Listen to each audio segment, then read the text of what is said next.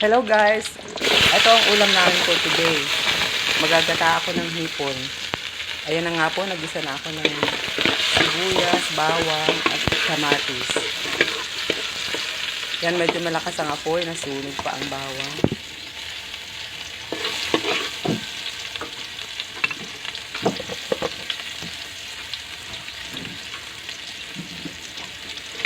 Yan na po, nilagay ko na ang hipon. Ito po ay luto na. Yung hipon, yan nilagay ko.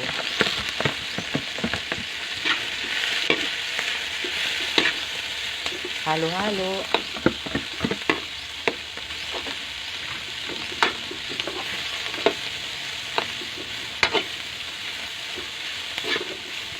Yan po, halo-haluin lang natin para magpantay yung luto.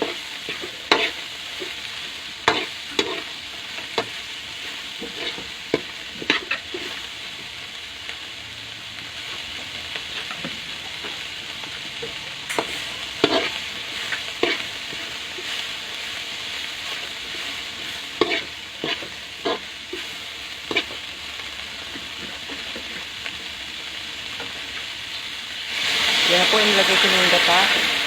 Yan na po ikakang gata, hindi na ako naglagay ng pangalawa. Yung sana na po yan.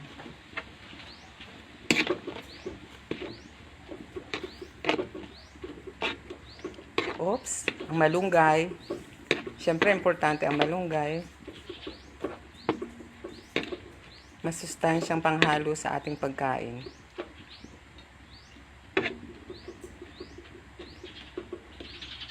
Yan po, hintayin lang natin kumulo.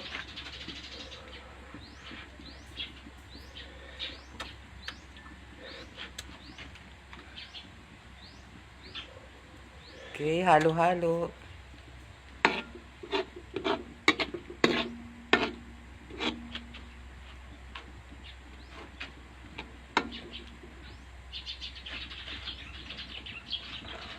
Ayan na, tinikman na.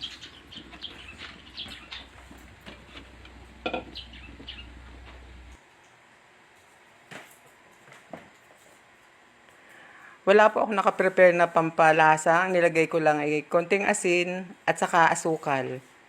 Yan pong asukal ang ginagamit ko kapag walang mga ibang pampalasa. Okay na po yun. Mas safe pa sa ating katawan, sa ating kalusugan.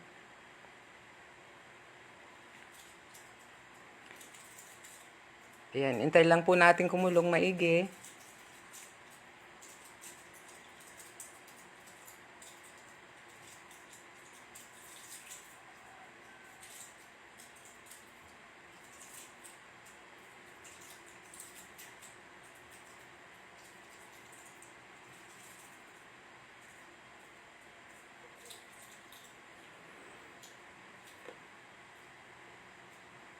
O yan po, tinikman na naman.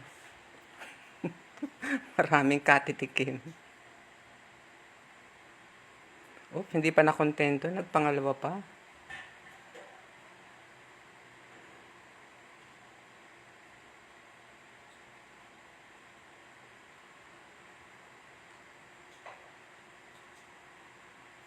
Yan na po, malapit na siyang maluto.